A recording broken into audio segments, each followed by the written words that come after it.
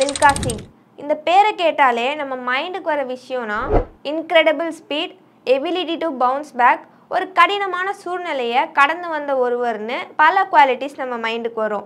மில்கா சிங் வெறும் இந்திய ஓட்டப்பந்தய வீரர் மட்டும் இல்லை, ஒரு நேஷ்னல் ஐகான். தன்னோட தனிப்பட்ட ஸ்ட்ரகிள்ஸை இன்ஸ்பிரேஷனல் சோர்ஸாக பல மில்லியன்ஸ் ஆஃப் பீப்புளுக்கு கொடுத்துருக்காரு. பில்டப் ரொம்ப ஓவராக இருக்கோ? இந்தியன் அத்லெட்டிக்கையே உலகமே திரும்பி பார்க்க வச்ச லெஜண்டோட கதையை தெரிஞ்சுக்கலாம் வாங்க. Welcome to I1 sports TV.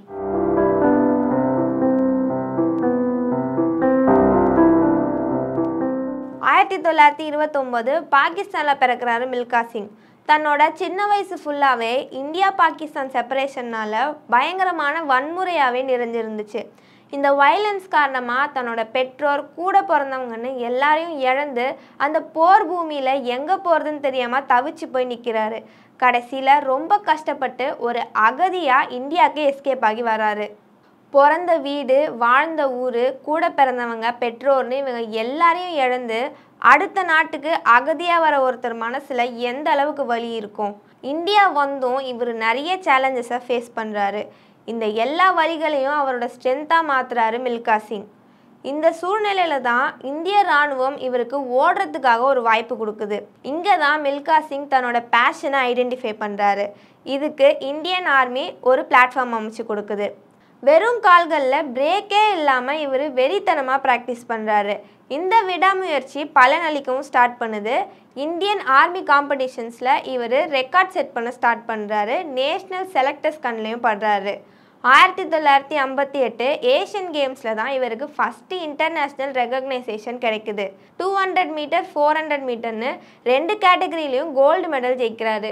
அதே வருஷம் காமன்வெல்த்தில் இவர் இந்தியாவுக்கு முதல் தங்கப்பதக்கத்தை ஜெயிச்சு வரலாற்று வெற்றி படைக்கிறாரு.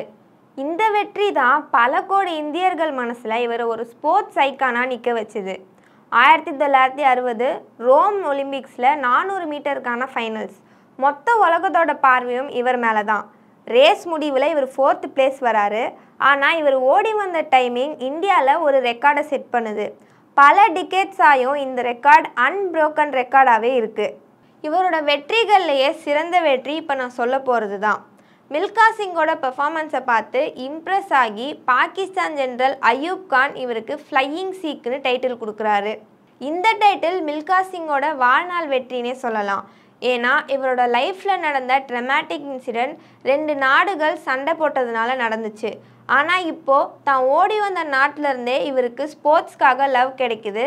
2 எதிரி நாட்டோட எல்லைகளை மீறி மக்களை ஒன்று சேர்த்துருக்கு.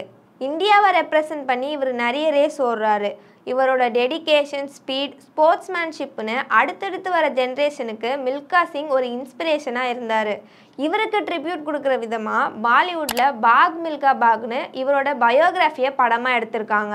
2021 மில்கா சிங் இறந்தப்போ இந்தியா ஒரு சிறந்த அத்லெட்டை மட்டும் இழக்கலை, ஒரு நேஷ்னல் ஹீரோவை இழந்துச்சு. இவரோட வாழ்க்கை ஒரு சிறந்த எக்ஸாம்பிள். தொடக்கம் எவ்வளோ மோசமாக இருந்தாலும் ஜெயிக்கணுன்ற வெறி மனசில் இருந்தால் மட்டும் போதும், எல்லா கஷ்டத்தையும் கடந்து அந்த வெற்றியை தேடி கொடுக்கும்ன்றது தான். இவர் வெறும் ஹிஸ்ட்ரியில் மட்டும் இடம் பெறலை, இவரால் இன்ஸ்பயர் ஆன பல ஆயிரம் கோடி மக்களோட மனசுலேயும் இடம் பெற்றிருக்காரு. மில்கா சிங்கோட ஜேர்னி வெறும் மெடல்ஸ் மட்டும் வெற்றிகளை தீர்மானிக்காது. அதுக்கு கரேஜ், ட்ரீம், எந்த சூழ்நிலையாக இருந்தாலும் திரும்பி எழுந்து வர்றதுக்கான தைரியமும் தான்னு புரிய வச்சுருக்கோம்.